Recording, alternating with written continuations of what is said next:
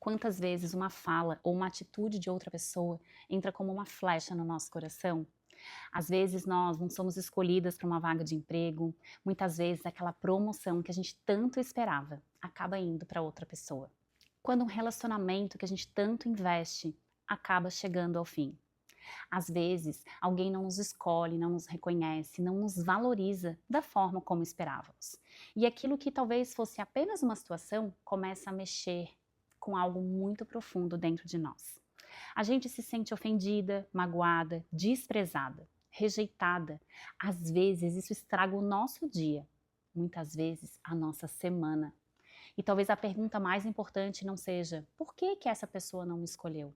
Talvez a pergunta deva ser por que que isso me afetou tanto? Qual foi a ferida que isso tocou? Por que uma não escolha teve tanto poder sobre a forma como eu mesma me enxergo? Porque muitas vezes, quando nós não estamos firmes em quem nós somos de verdade, começamos a acreditar que existe algo de errado com a gente. A gente começa a pensar: eu não sou boa o suficiente, o outro é muito melhor do que eu. Ela é mais bonita, ela é mais capaz, ela é mais inteligente. E sem perceber, a rejeição deixa de ser apenas uma situação externa e começa a se transformar numa sentença interna. Mas Deus nos fez únicas. E isso, por si só, já deveria tirar de nós qualquer necessidade de comparação. Quando eu olho para 1 Samuel 8, eu vejo algo muito profundo. O povo de Israel pediu um rei. Eles queriam ser como as outras nações. Samuel se entristeceu com aquilo. Mas Deus disse a Samuel que o povo não estava rejeitando apenas a ele. Eles estavam rejeitando o próprio Deus como rei. E isso me fez refletir. Deus foi rejeitado pelo povo que ele libertou da escravidão do Egito. O povo que ele conduziu, o povo que ele sustentou, o povo que ele protegeu. O povo que viu a mão dele agir. E ainda assim, esse povo quis outro governo. Então, se até Deus, sendo perfeito amor, foi rejeitado, quem somos nós para acreditar que, sendo imperfeitas, seremos amadas, aceitas e escolhidas por todos? A rejeição dói, mas ela não pode ser a medida da nossa identidade. Nem toda rejeição fala sobre o nosso valor. Na grande maioria das vezes, ela fala sobre a escolha do outro, sobre a limitação do outro, sobre o momento de vida do outro. Às vezes é sobre uma porta que nem era para nós. E muitas vezes ela revela uma ferida nossa que ainda precisa ser olhada com mais consciência. Porque quando uma rejeição nos atravessa demais, talvez ela não esteja falando do que aconteceu agora. Talvez ela esteja só tocando em algo que é muito mais antigo. Uma comparação antiga, uma ausência antiga, uma sensação antiga de não ser escolhida. Uma dor antiga de não se sentir o suficiente. E é aqui que a gente precisa parar. Não para nos culpar, nem para nos diminuir, mas para perceber por que que isso ainda tem tanto poder sobre mim. Porque uma coisa é sentir a dor de não ser escolhida, e tá ok.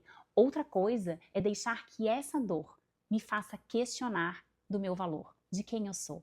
Uma coisa é reconhecer que algo me feriu. Outra coisa é permitir que essa ferida me convença que eu não sou tão boa assim.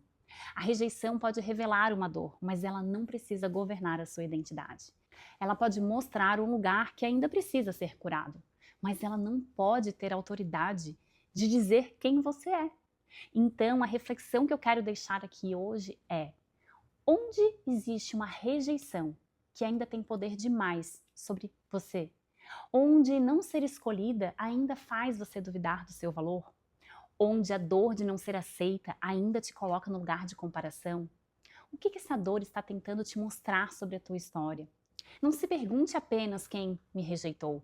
Se pergunte por que essa rejeição ainda tem tanto poder em definir a forma como eu me enxergo. Porque quando uma dor ela não é olhada com verdade, ela vai criando raízes e ela vira comparação, necessidade de aprovação, dificuldade de se posicionar. Muitas vezes a mulher passa anos tentando ser aceita por fora, quando na verdade ela não se aceita por dentro. Deus não te chamou para viver uma vida refém da rejeição. A rejeição pode ter tocado uma dor, mas ela não pode decidir quem você é. Talvez hoje essa dor não esteja vindo para te destruir, mas esteja vindo para a superfície para finalmente ser percebida, cuidada e ressignificada. Eu sou Monique Werner, psicanalista clínica, e ajudo mulheres a olharem para suas dores, que elas carregam por tantos anos dentro de si. Dores que aparecem nos relacionamentos, na autoestima, na comparação, na vida profissional, no relacionamento com os filhos, no relacionamento delas com elas mesmas. Eu ajudo mulheres a tirarem o lixo emocional que foi se acumulando dentro delas durante tantos anos, compreenderem a sua própria história, ressignificarem dores antigas e reconstruírem sua identidade a partir da verdade de Deus. O problema não é o que aconteceu com você. Acredite, o problema é o que você passou a acreditar sobre você depois que tudo aconteceu.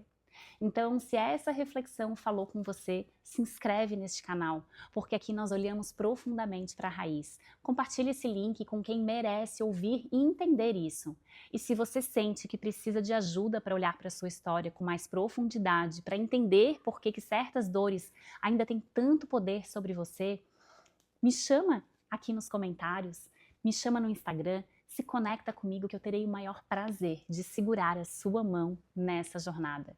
E antes de sair, eu quero te pedir uma coisa, comenta aqui embaixo o que esse vídeo revelou sobre dores que talvez você ainda não tenha olhado com profundidade. Talvez escrever seja o primeiro passo para perceber que essa dor existe, mas que ela não precisa mais definir quem você é.